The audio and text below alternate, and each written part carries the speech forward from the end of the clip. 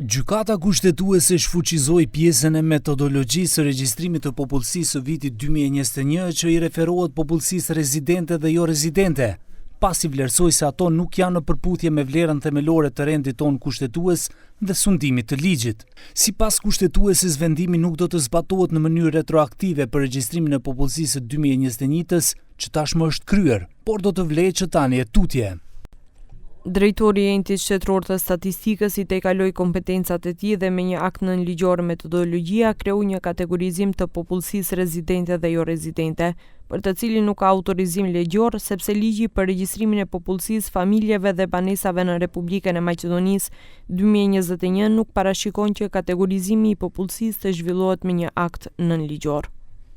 Kushtetuesi sqaroi se për shkak se ky është vendim shfuqizues dhe jo anulues, ai do të zbatohet që nga momenti i publikimit në gazetën zyrtare. E zëvendës kryeministri Arben Fetaj pohon se do të shqyrtohen të gjitha implikimet që janë bërë në ndarjen e blok dotacioneve nëpër komuna, banorët e të cilëve me shumicë janë në diasporë, por nuk janë llogaritur në ndarjen e fundit të buxhetit. Keni parasysh që vendimi i gjykatës kushtetuese është publikuar dje, sot jemi në ditën e parë pas atij vendimi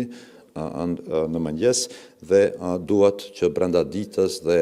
brenda ditëve të ardhshme të konsultohemi brenda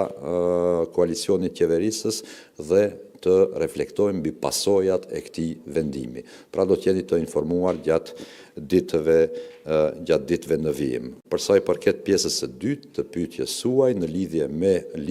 projektligjin për përfaqësim të drejtë dhe adekuat, projekt ligji në fjalë nuk preket drejt për së drejti nga ky vendim i gjykatës kushtetuese, sepse duke e ditur që ndarja e popullatës së përgjithshme në kategorinë rezidente dhe jo rezidente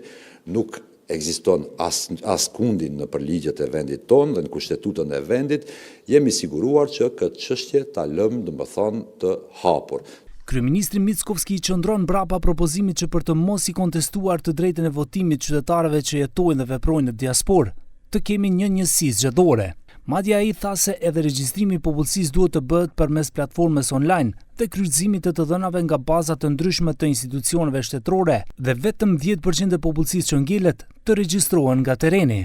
Само кај нас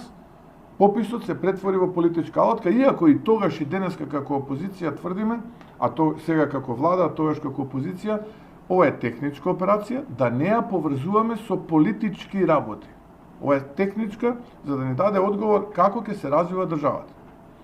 И вториот мој дел беше, бидејќи да не оспоруваме правото на диаспората, како што некој вели дека го оспоруваме правото да гласа, еве дајте една изборна единица и сите гласови да се собираат во таа изборна една единица. Çështja e kalkulimit të përfaqësimit të drejtë dhe adekuat do të adresohet me akten nënligjore që është metodologjia për përfaqësim të drejtë dhe adekuat, e cila pritet të miratohet nga trupi koordinues që do të themelohet pas miratimit të ligjit në kuvend. Pas miratimit në qeveri, ky projekt ligj pritet që gjatë javës së ardhshme të dërgohet në Komisionin e Venecias për mendim, i cili do të pasohet për procedurë parlamentare në kuvend.